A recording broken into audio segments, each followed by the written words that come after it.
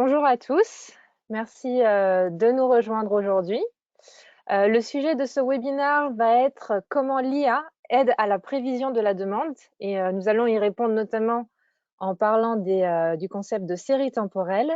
Je suis Mingli Gridel et je vais être votre modératrice lors de ce webinaire. Et aujourd'hui, notre speaker pour le webinaire est Wadi Garoudi. Donc peut-être pour présenter un petit peu Wadi, avec qui vous allez passer les prochaines 60 minutes. Wadi fait partie de l'équipe Data Science de DataRobot. Il a rejoint l'équipe France il y a 1 an. Et son objectif principal est d'aider les clients à améliorer leur capacité à exploiter les données de série temporelle ou les données en général, et ensuite construire et mettre en place des modèles de machine learning. Donc, pour parler un petit peu de son parcours, auparavant, Wadi a été consultant data scientist dans une start-up spécialisée dans l'intelligence artificielle. Il a travaillé avec des grands groupes européens et français dans le secteur de la logistique, de l'énergie, des ressources humaines, et c'est là qu'il a acquis son expertise en série temporelle qu'il va vous partager aujourd'hui. Avant de commencer le webinaire, juste quelques petites informations. Tout d'abord, le webinaire va être enregistré et vous recevrez l'enregistrement suite à la session. Vous pouvez aussi poser des questions. Vous avez un petit panel qui est dédié à poser des questions et je les poserai notamment à la fin de la session.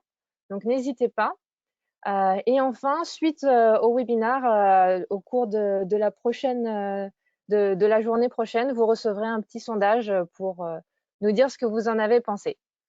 Mais en attendant, Wadi, je te laisse la main pour la présentation. Merci Milly de cette introduction. Bonjour à toutes et à tous.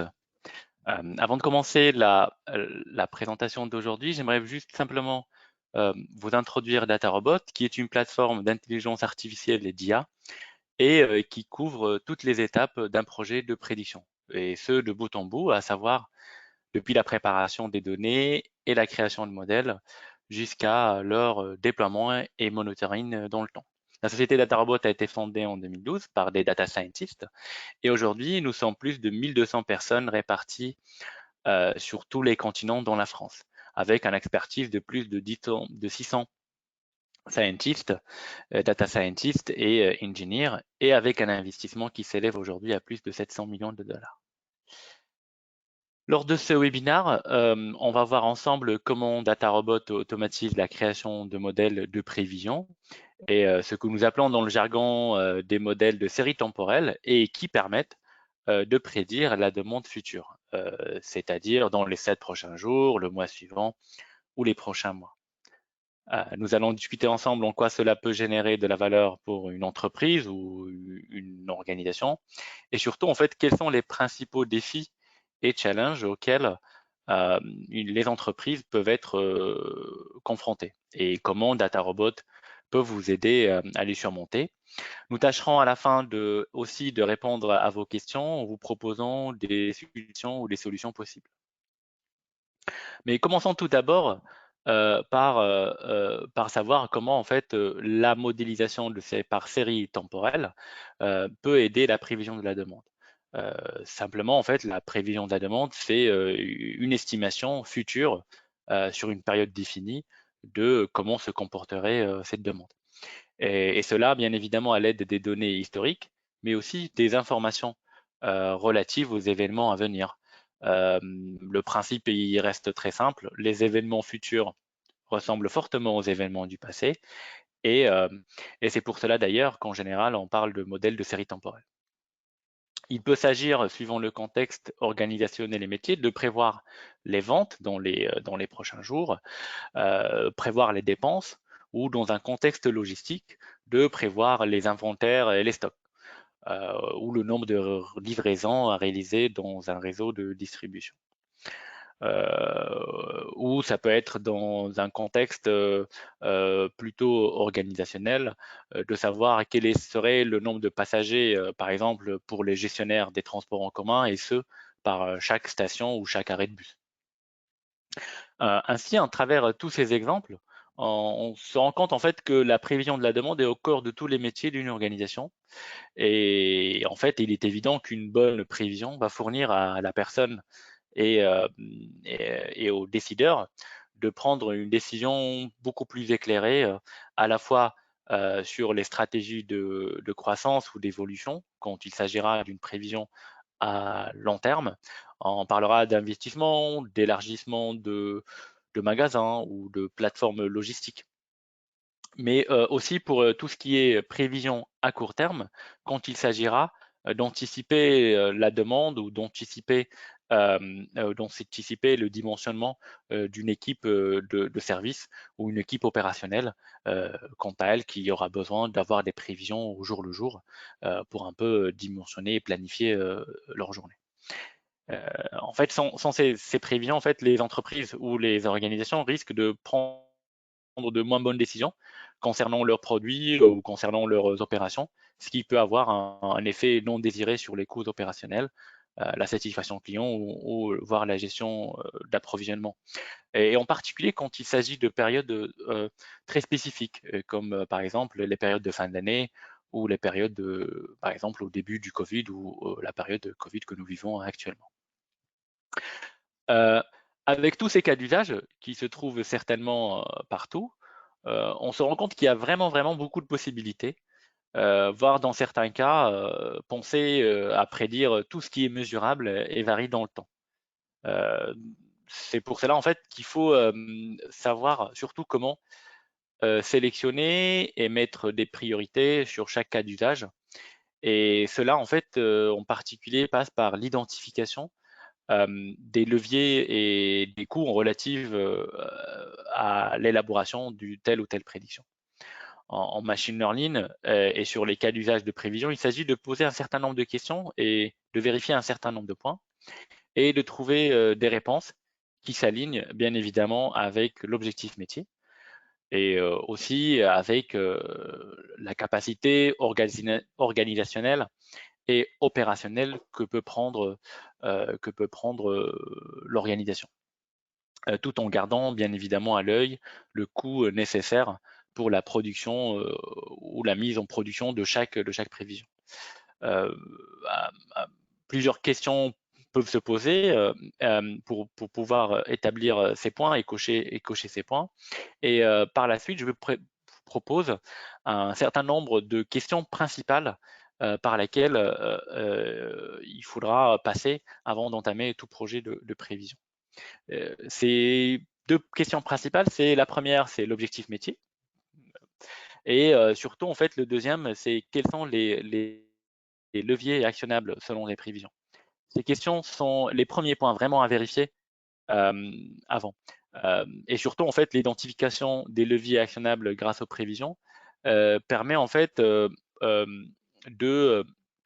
de commencer à se faire des projections à l'usage et l'exploitation de ces prévisions plus tard. Et surtout, en fait, de qualifier la valeur apportée à l'organisation par ces prévisions. Cet exercice de répondre en fait à ces questions peut se faire en fait facilement avec une formulation pareille. Par exemple, si on se place dans un contexte, par exemple, nous gérons un plateau de centre d'appel et on voudrait savoir quel serait le nombre d'appels dans chaque service client.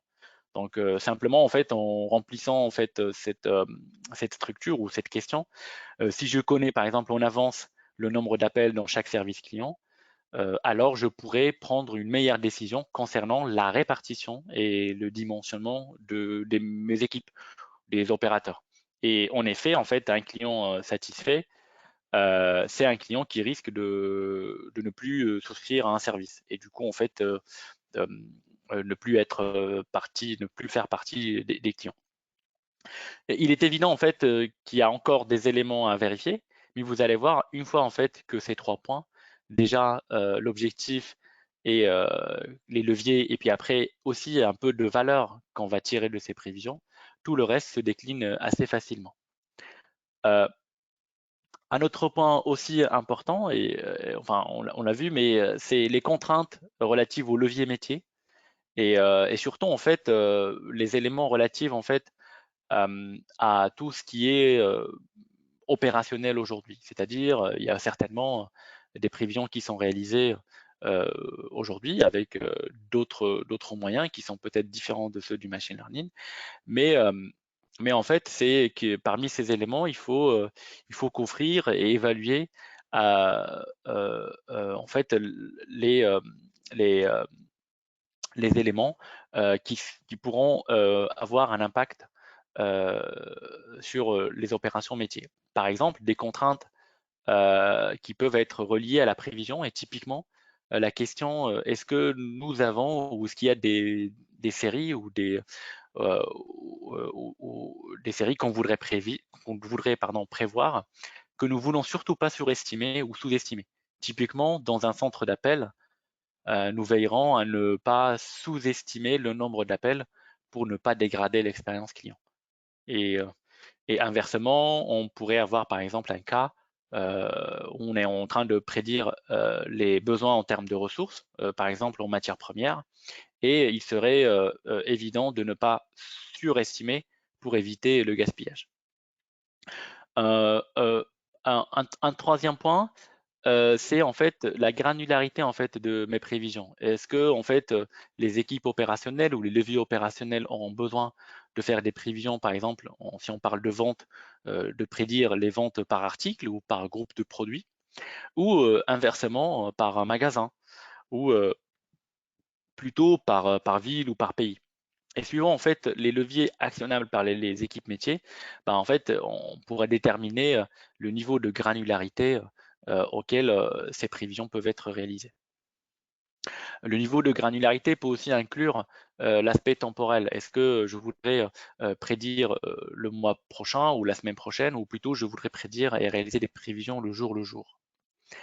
Et en parlant en fait d'aspect temporel, il faudra en fait aussi pouvoir répondre euh, à la question à quel horizon dans le futur je devrais établir, on devrait établir les prévisions. Est-ce que c'est suffisant d'établir les prévisions le lendemain ou pour les 7 prochains jours, ou il nous faudrait les prévisions pour les 6 prochains mois? Deux autres points qui sont vraiment spécifiques au caractère temporel de ces problèmes de prévision de la demande, c'est est-ce qu'il y a vraiment des saisonnalités ou des tendances euh, dans, euh, dans la demande, par exemple des variations qui sont mensuelles ou hebdomadaires, ou s'il y a des événements vraiment euh, spécifiques qui peuvent influencer la demande. Par exemple, la période des fêtes ou la période des soldes ou un événement, par exemple, marketing ou promotionnel. Et ces éléments-là, en fait, vont pouvoir aider à émettre des prévisions beaucoup plus précises aux alentours, avant, c'est-à-dire avant et après ces événements très particuliers, ces événements calendaires. Euh, Aujourd'hui, en fait, il y a beaucoup d'organisations ou d'entreprises qui se sont déjà lancées dans des projets de prévision. Mais beaucoup, en fait, rencontrent des challenges à la fois en termes en termes de ressources, des data scientists qui sont capables de pouvoir élaborer des modèles de prévision, mais aussi en fait en termes de rythme et de capacité à livrer des projets de prévision. Euh, et surtout, en fait, par exemple, si je prends l'exemple de la période de début de Covid en particulier, où les organisations ont vraiment besoin de savoir quelles seront les prévisions dans les prochains jours, les prochaines semaines. Et en fait, donc les équipes data science étaient obligées de pouvoir en fait livrer des projets très très rapidement et pour différentes lignes métiers, ce qui forcément en termes de capacité n'est pas forcément possible. Et un autre point qui est vraiment celui de passage à l'échelle, qui est certainement relié au défi data. Par exemple, s'il est plus ou moins facile de pouvoir faire un POC ou une preuve au value sur un échantillon de magasins, si on parle du retail, mais dès qu'il s'agira de passer à l'échelle et de pouvoir prédire sur des centaines, voire plusieurs magasins un peu répartis dans différentes régions, bah, le passage et surtout la qualité de données et le passage à l'échelle, bah, enfin, c'est un des défis en fait majeurs de pouvoir industrialiser ce genre de modèle. Et également, donc, le point de mettre en déploiement et la capacité en fait à mettre à disposition aux différentes lignes métiers ces prédictions, mais aussi de pouvoir monitorer ces prédictions dans le temps pour pouvoir en fait garantir une précision, la précision exigée par les opérationnels pour pouvoir prendre des bonnes décisions. Et en l'occurrence, encore une fois, pendant la période du Covid, c'était très difficile, voire et surtout pénible, de pouvoir monitorer les modèles qui ont été déjà déployés auparavant. Euh, mais tous ces points-là, en fait, aujourd'hui, DataRobot peut les couvrir et est là pour vous aider à les soulever en automatisant toutes ces tâches qui sont difficiles, pénibles et surtout garantir le passage à l'échelle. Et ceci, en fait, en créant pour vous, en fait, toutes les variables nécessaires pour pouvoir rétablir les prévisions futures. On parle ici, par exemple, pour prédire les ventes du lendemain. En fait, c'est très important de voir comment les ventes étaient les semaines précédentes, les 7 derniers jours, le mois précédent. Et aussi, en fait, de pouvoir transformer la variable cible pour pouvoir dégager et identifier s'il y a des tendances ou des saisonnalités. Un autre élément qui est vraiment aussi important, c'est de pouvoir en fait évaluer le modèle avec des backtests dans des conditions relatives au monde réel, c'est-à-dire en fait sur des périodes précises et particulières de fin d'année ou d'événements particuliers, par exemple des soldes. Et en dernier lieu, c'est le quatrième point qui est vraiment l'ADN de DataRobot, c'est de pouvoir en fait automatiquement euh, construire et entraîner des modèles de séries temporelles pour vous et vous permettre de sélectionner le meilleur parmi eux sur une palette vraiment large de différents modèles issus de différentes bibliothèques et surtout à l'état de l'art des prévisions de séries temporelles. Avec tous ces éléments-là, il est temps de construire des modèles et de vous montrer surtout DataRobot en action. Et c'est pour cela en fait que j'ai choisi donc un cas d'usage qui est la prévision de la demande. Et en particulier de se poser la question quelle serait la demande dans les 4 prochains jours. C'est une question en fait qu'on va se poser. Par exemple, nous sommes un gestionnaire de magasins et on se pose cette question. En fait, il ne faut pas y aller trop vite. Il faut, on n'est pas encore prêt. Il faut pas aller évidemment à faire des prédictions tout de suite, mais il faut surtout répondre aux questions, euh, répondre aux questions que nous nous sommes déjà posées auparavant. Faire l'exercice de qu'est-ce que je vais faire avec les ventes et quels sont les leviers métiers qui y sont associés. En particulier, si je connais en avance les ventes par magasin, alors je pourrais répondre ou prendre une meilleure décision concernant l'approvisionnement et en effet, parce qu'en effet, en fait, une rupture de stock, ce sont des ventes manquées. Évidemment, en fait, ça met en avant déjà en fait ce que je veux prédire et à quoi ça sert, et surtout en fait le coût et le gain qui va être amené en utilisant ou en exploitant ces prédictions.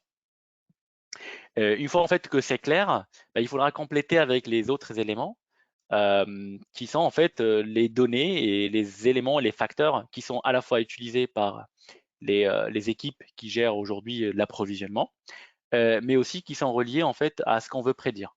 Bien évidemment, les ventes, parce que c'est la cible qu'on voudrait prédire, et cela, on voudrait le prédire pour les 7 prochains jours. Donc, on est à une maille journalière, donc les ventes par jour, et ceci pour chaque magasin.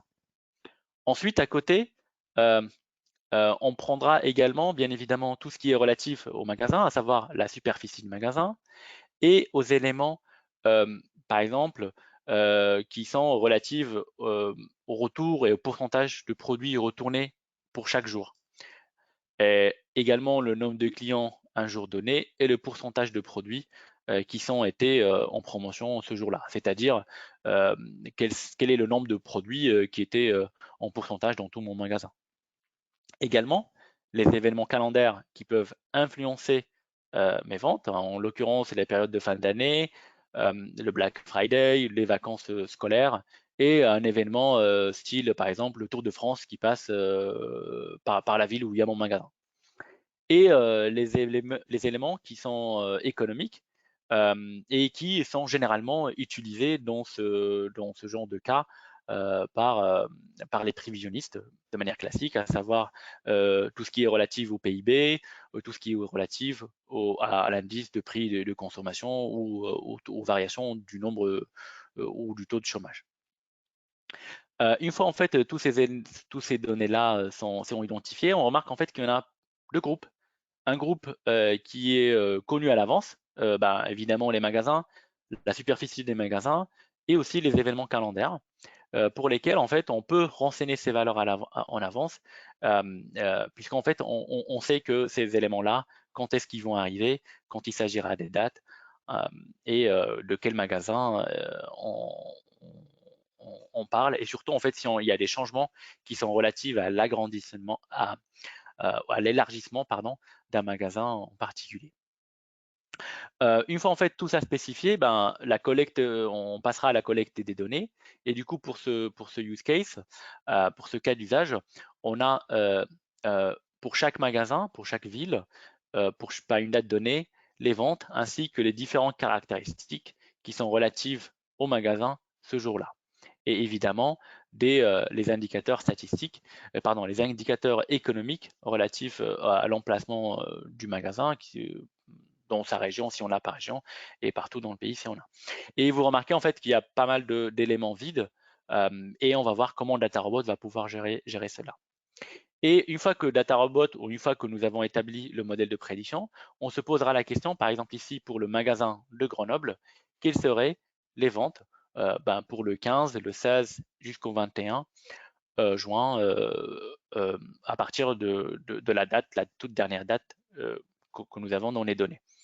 Et ceci, en fait, pour les variables qu'on ne connaît pas à l'avance, on n'a aucune valeur, et on pourrait, par exemple, remplir les différents éléments qui sont connus à l'avance, à savoir la superficie qui ne change pas et les événements calendaires. Un autre élément, c'est le calendrier. Donc, le calendrier de données, bien évidemment, en fait, on peut collecter d'autres événements qui sont relatifs à Noël, à l'Aïd, Saint-Valentin, Yom Kippour ou d'autres fêtes, fêtes des pères, ainsi de suite, qui pourront, eux, aider à identifier les patterns ou les signaux qui sont dans les données et qui peuvent impacter nos prévisions. Une fois en fait que c'est fait, à cette étape-là, on a bien en fait répondu aux différents éléments qui permettent de répondre aux exigences métiers et surtout de définir nos horizons de prévision et nos données que nous allons utiliser pour établir cette prédiction. Il est temps maintenant d'aller sur DataRobot et, et d'utiliser AutoTime Series pour cela. Alors ici, je suis connecté sur mon compte DataRobot.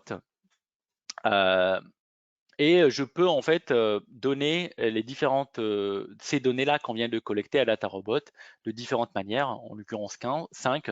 En particulier, si ces données sont déjà préchargées sur ma plateforme, que j'avais préchargée auparavant ou partagée par l'un de mes collègues, mais je peux à tout moment me connecter à une base de données relationnelle ou utiliser des données qui sont disposées sur une URL ou sur mon réseau local ou sur du HDFS sur un cloud, sur votre cloud ou sur votre infrastructure et simplement charger mon fichier local que j'ai sur ma machine que je vais faire aujourd'hui. Donc par un simple drag and drop, DataRobot va pouvoir uploader ces données-là sur le cloud. Aujourd'hui, j'utilise notre propre cloud manager et vous pouvez donc déployer de manière agnostique par rapport à votre infrastructure, à l'infrastructure DataRobot, que ce soit sur votre propre serveur derrière votre firewall, votre serveur Linux, ou que ce soit sur votre cloud privé chez votre fournisseur de cloud. DataRobot se veut transparente par rapport aux fournisseurs de cloud et vous offre la flexibilité de changer votre fournisseur en fonction de vos besoins et en fonction de vos intérêts.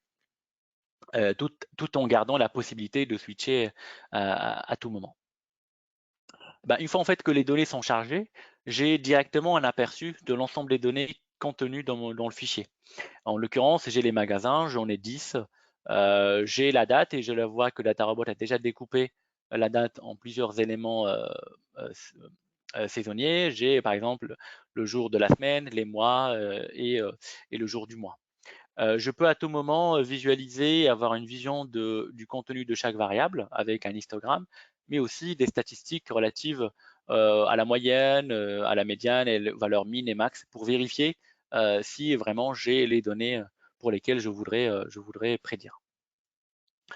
Une fois que c'est fait, donc DataRobot devrait avoir besoin de ce qu'on voudrait prédire.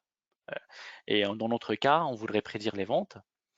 Et, et également, donc, on doit indiquer à DataRobot qu'il s'agira d'une modélisation en série temporelle. Et du coup, en fait, il faut activer la modélisation et spécifier quelle est la colonne qui indique la date. En l'occurrence, ici, c'est la colonne date.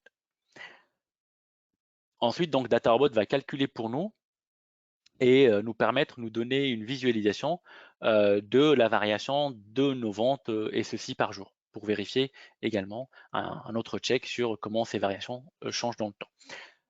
Également, donc, puisque nous avons 10 magasins, eh ben, il faudra indiquer à DataRobot que c'est la colonne magasin qui est l'identifiant de chaque série. Et une fois c'est fait, DataRobot va générer en fait un certain nombre de paramètres par défaut qui sont vraiment euh, optimisés ou recommandés par rapport à la variable qu'on voudrait prédire. En l'occurrence, quelle serait par exemple la fenêtre de prédiction? Déjà, en fait, DataRobot nous propose de 1 à 7 jours qui nous convient, mais à tout moment, on pourrait changer ces éléments-là. Par exemple, en l'occurrence, par exemple, on se positionne pour ce cas d'usage dans un cas d'usage logistique. Par exemple, on pourrait imaginer que il n'est pas possible, en termes logistiques, de prendre des actions du jour au lendemain pour approvisionner un magasin. Donc, on voudrait prédire uniquement de J+2 jusqu'à J+7 parce que c'est beaucoup plus possible et par contre la prédiction à J+1 n'est pas possible, n'est pas forcément pertinente. Je vais remettre par défaut les paramètres par défaut. Et donc ça, c'était dans la période future. De l'autre côté, nous avons aussi la fenêtre de dérivation qui, elle, va nous permettre de prendre en considération, comme ce qui est proposé par défaut, les 5 dernières semaines pour établir des statistiques et extraire des variables telles que, par exemple, la moyenne des 5 derniers jours ou la valeur médiane du jour d'un lundi, par exemple, dans le mois, quand il s'agira de prédire un lundi, ainsi de suite. Et on peut à chaque fois spécifier si on juge pertinent d'augmenter ou de réduire cette fenêtre de dérivation suivant en fonction de notre projet. Deux autres éléments que nous avons vus tout à l'heure, c'est les éléments calendaires et les variables connues à l'avance qu'on peut spécifier à DataRobot, à savoir le magasin, la superficie de magasin qui ne change pas dans le temps, et les événements calendaires, Noël, Black Friday, vacances, et événements, événements festifs, un festival par exemple. Et je peux spécifier ça comme étant des variables connues à l'avance et DataRobot va prendre en considération ces points. Ensuite, il y a la partie calendrier que je peux importer soit à un fichier local comme on avait fait tout à l'heure, mais moi j'ai déjà chargé le calendrier auparavant dans la plateforme et je peux utiliser donc le catalogue IA et sélectionner comme je donnais le calendrier. Une fois ces éléments faits, je peux cliquer sur le bouton démarrer et donner la main à DataRobot pour créer des modèles. Un autre point, si par exemple pour des raisons de qualité de prédiction, on voudrait vraiment vérifier comment le modèle se comporte sur une période donnée, on peut à tout moment spécifier la période de test sur laquelle le modèle sera testé et évalué. Par exemple, si nous désirons surtout en fait évaluer la qualité prédictive du modèle sur la période de Noël ou une période particulière, par exemple la période des vacances, on pourrait à tout moment augmenter et ajuster les périodes de validation et d'apprentissage du modèle pour bien évidemment tester le modèle dans des conditions qui ressembleront aux conditions réelles. Une fois que c'est fait, je peux cliquer sur le bouton démarrer et une fois en fait cliqué, DataRobot va faire, comme vous voyez sur le panel de droite, un ensemble d'opérations. Tout d'abord, en fait, elle va en fait analyser la variable cible, c'est-à-dire en fait déterminer si elle est caractérisée par exemple par une tendance ou une saisonnalité particulière, qu'elle soit hebdomadaire, mensuelle ou trimestrielle. Et surtout, en fait, elle va appliquer, suivant en fait ces caractéristiques, les transformations nécessaires pour prendre en considération cela. Ensuite, dans l'étape 2, DataRobot va prendre en charge en fait la création de variables et extraire toutes les variables nécessaires à cette prédiction. C'est l'étape la plus fastidieuse et la plus difficile pour les data scientists, c'est la création de ces variables. Par exemple, en fait, calculer quelle est la valeur moyenne il y a 7 jours, reporter les ventes pour chaque jour, celle de la veille et aussi celle d'il y a un mois, et surtout en fait calculer les différentes statistiques sur ces mesures. En l'occurrence sur la période que nous avons définie de 5 semaines, de 35 jours, que nous avons définie tout à l'heure. Et surtout, on fait sélectionner parmi eux tous ces indicateurs, tous ces variables, ceux qui sont pertinentes, ceux qui sont particulièrement pertinentes à notre prévision. Dans ce cas-là, c'est les prévisions journalières d'un magasin. En fait, cette étape-là, en fait, ça prend beaucoup de temps, donc pour un data scientist. Mais ici sur DataRobot, vous allez voir que ça va prendre plus ou moins 2 minutes, mais c'est vraiment dérisoire par rapport en fait au temps que cela peut prendre si on commence from scratch ou à partir de zéro. En fait, DataRobot, en fait, elle va non seulement calculer euh, ces statistiques par série, mais aussi il va voir toutes les interactions qui vont exister entre les séries. Par exemple, si un magasin de Lyon ressemble à un magasin de Grenoble, ben, en fait, ces caractéristiques-là vont être prises en considération en termes de similarité. Dans ma vie précédente, en fait, j'avais participé beaucoup à développer des produits de prévision, en particulier dans le domaine logistique. Et cette étape-là, ça prenait vraiment du temps, même pour une équipe en fait d'experts, parce qu'en fait, une fois que c'est fait, il y a beaucoup de challenges sur l'industrialisation de cette étape-là.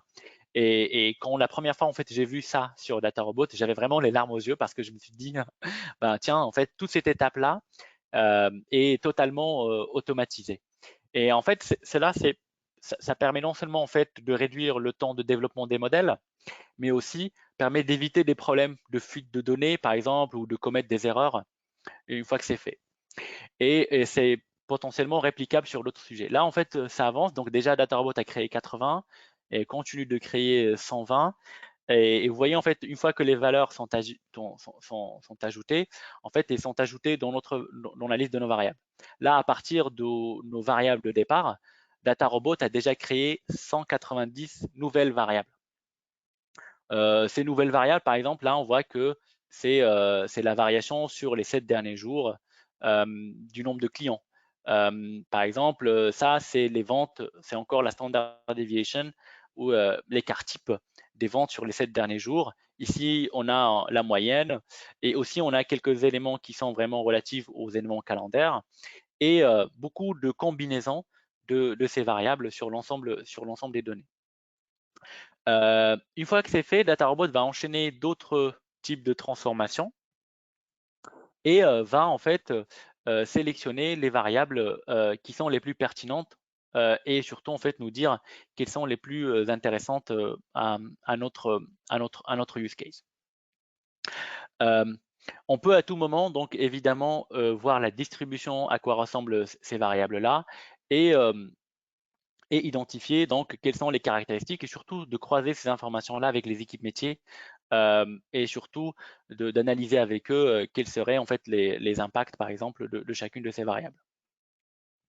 Donc la DataRobot a déjà analysé quelles sont et évalué l'importance de chaque variable par rapport à ma cible et on voit bien qu'elle les a ordonnées et là par exemple on voit bien que c'est les ventes médianes sur les 7 derniers jours qui sont les plus pertinentes pour prédire les ventes durant les 7 prochains jours.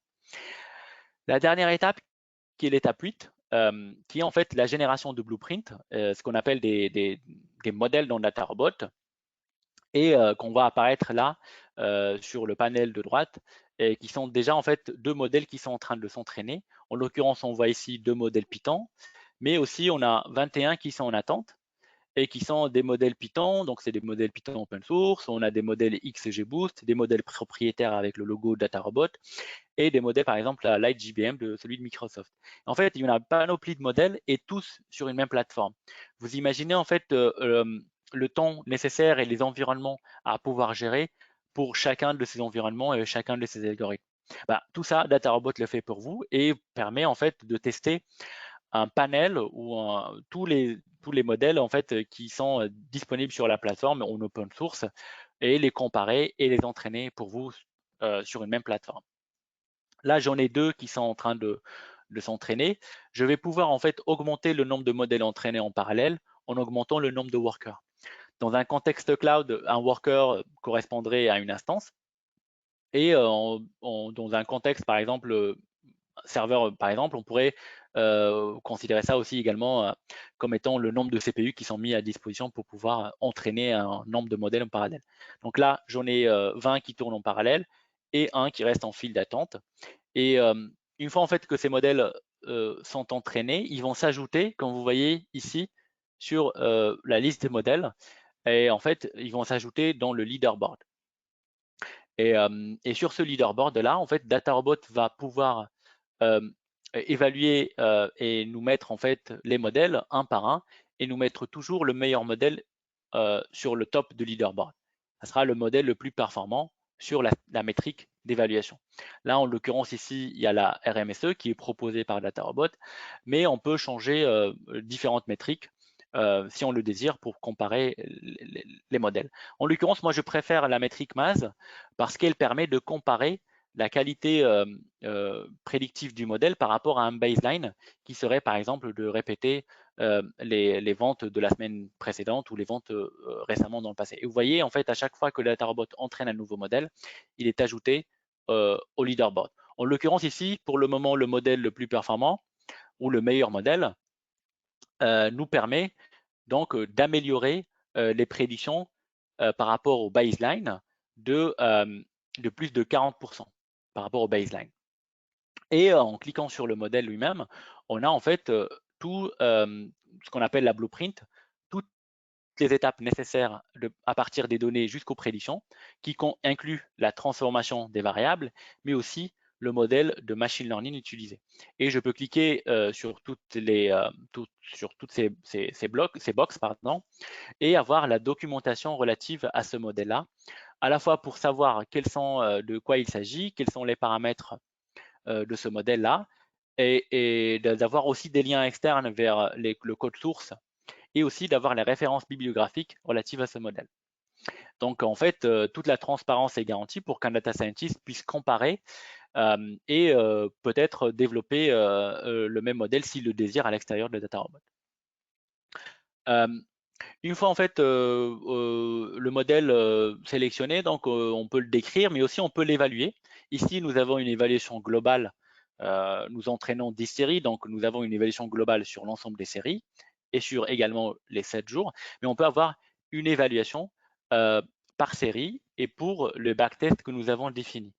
Ici, en l'occurrence, je peux avoir l'évaluation de la qualité de modèle jour par jour et je peux avoir cela également par rapport à chaque série. Par exemple, là, je vois l'évolution des ventes par rapport à la ville de Grenoble, tout en avec une indication des événements calendaires qui sont relatifs à chaque date. On voit bien que plus tard, après la Saint-Valentin, les ventes sont beaucoup plus importantes les jours qui suivent.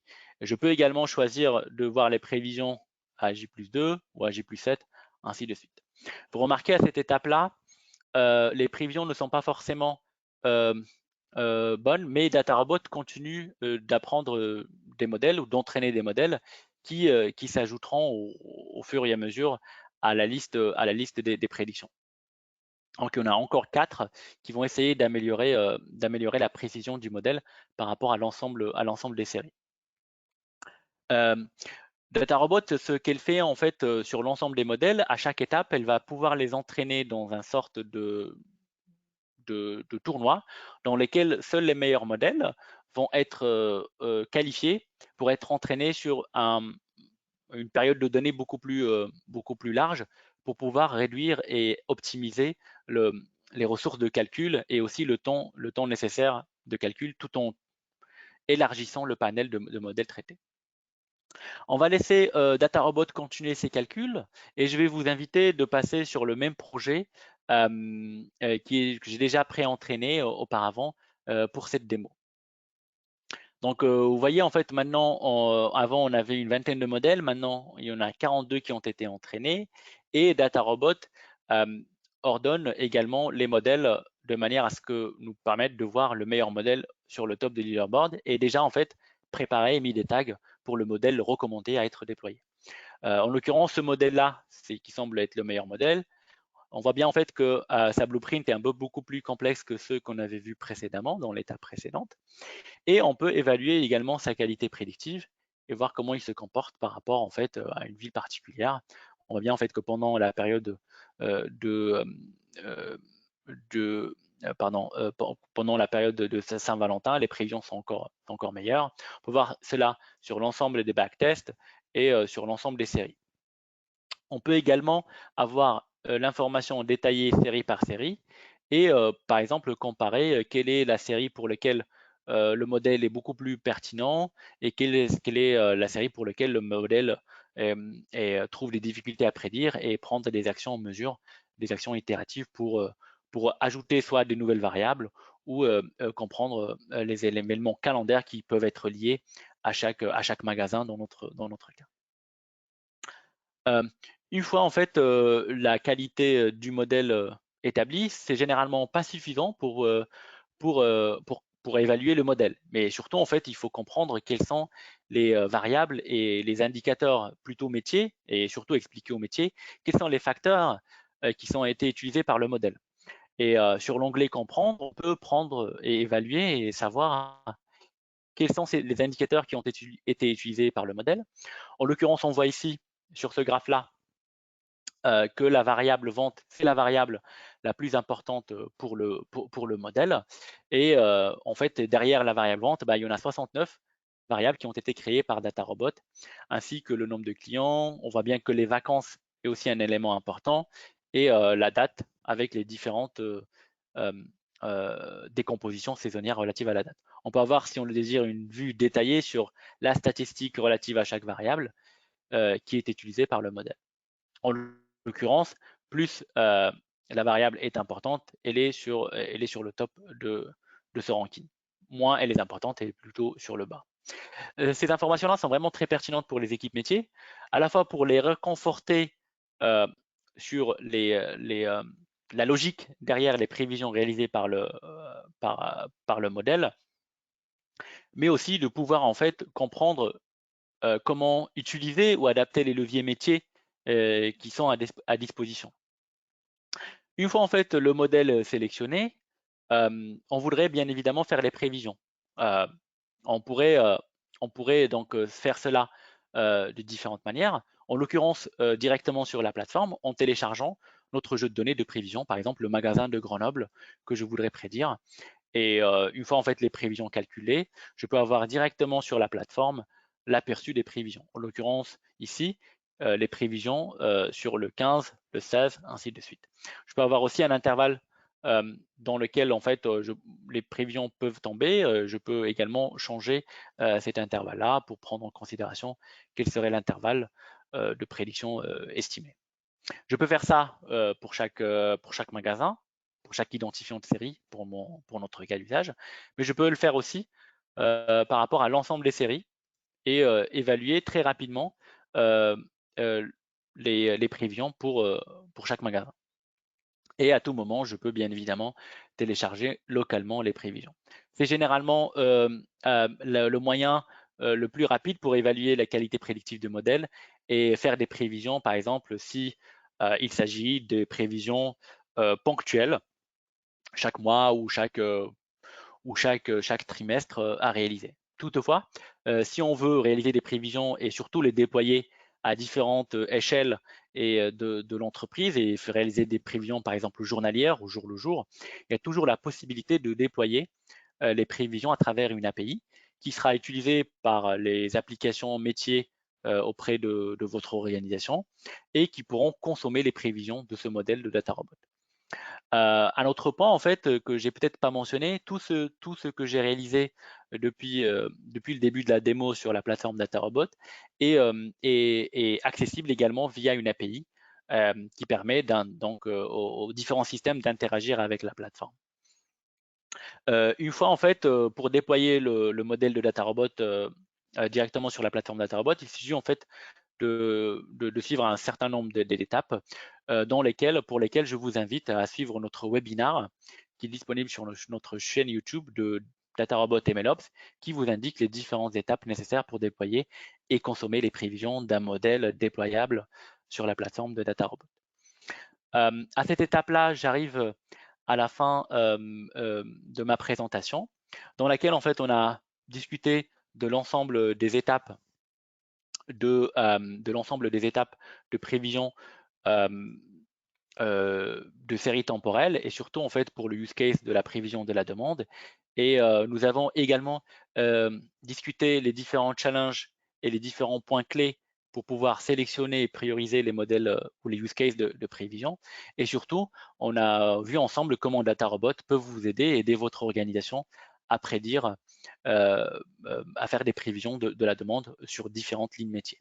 Maintenant, c'est à vous de voir en fait comment ou quel serait le cas d'usage de prévision qui pourrait aider votre organisation pour répondre à ses besoins métiers.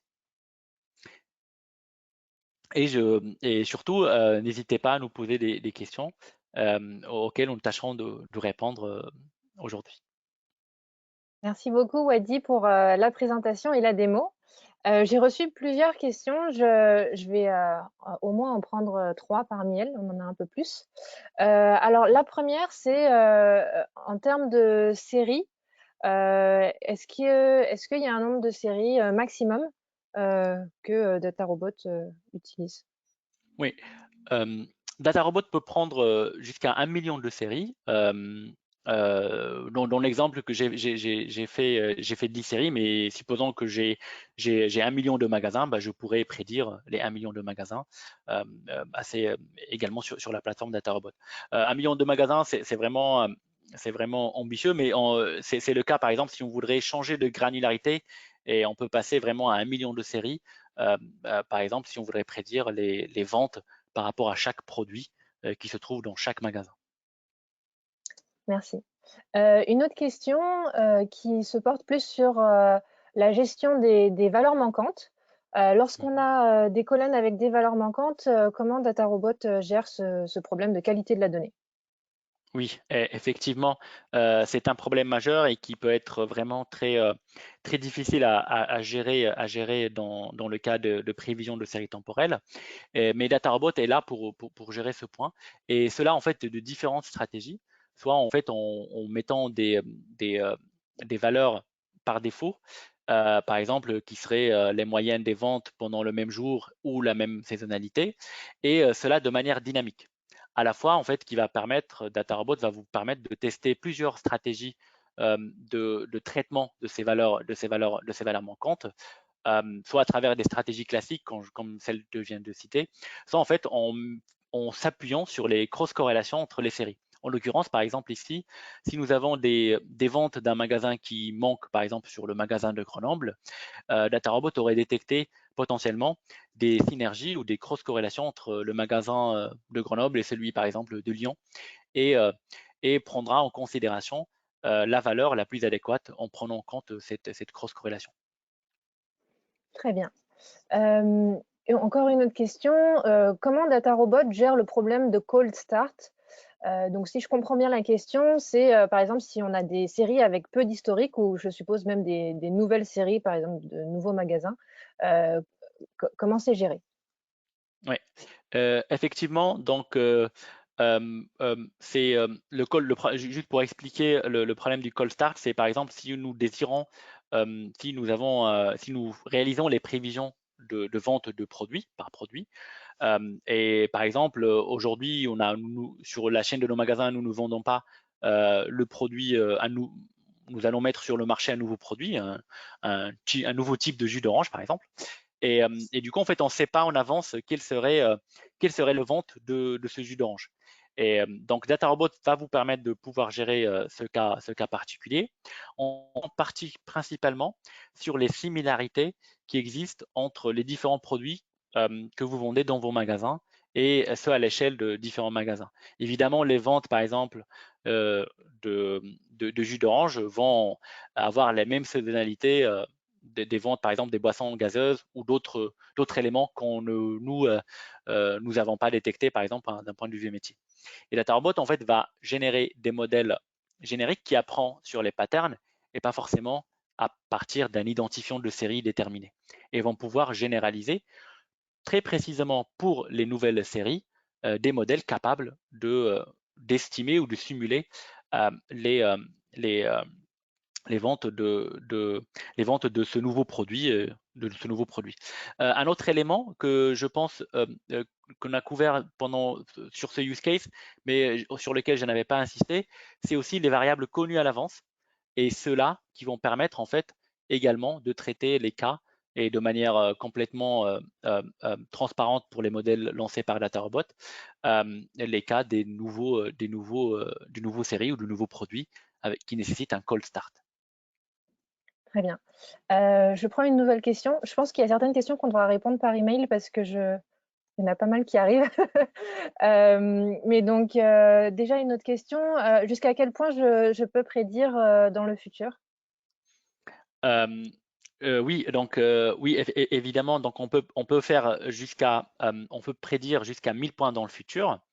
Ça peut être les 1000 prochains jours ou les 1000 prochaines secondes ou les 1000 prochaines millisecondes. Et cela, en fait, donc ça va s'apparenter aux fonctions de la granularité de votre use case. Très bien. Je vais en prendre une dernière et pour les suivantes, j'ai le nom des personnes qui ont posé les questions. On vous répondra par mail. Une dernière question qui est, est-ce qu'il est possible je suppose, de consommer les résultats à travers un dashboard où on n'a pas uniquement les prédictions du modèle machine learning, mais aussi d'autres informations de notre base de données.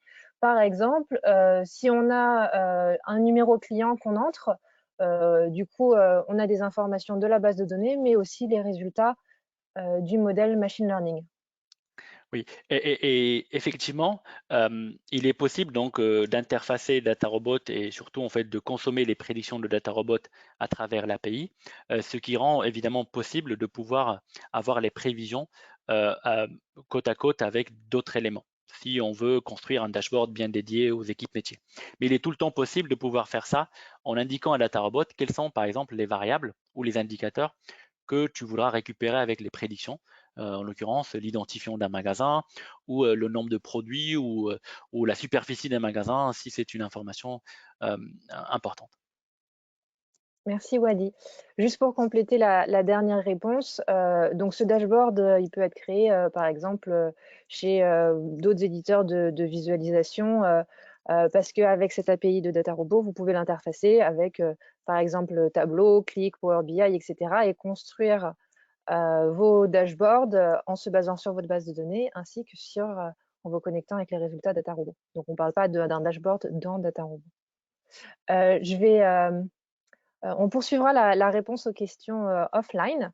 Merci à tous d'avoir rejoint ce webinaire. Merci Wadi pour la présentation et la démo et une très bonne journée.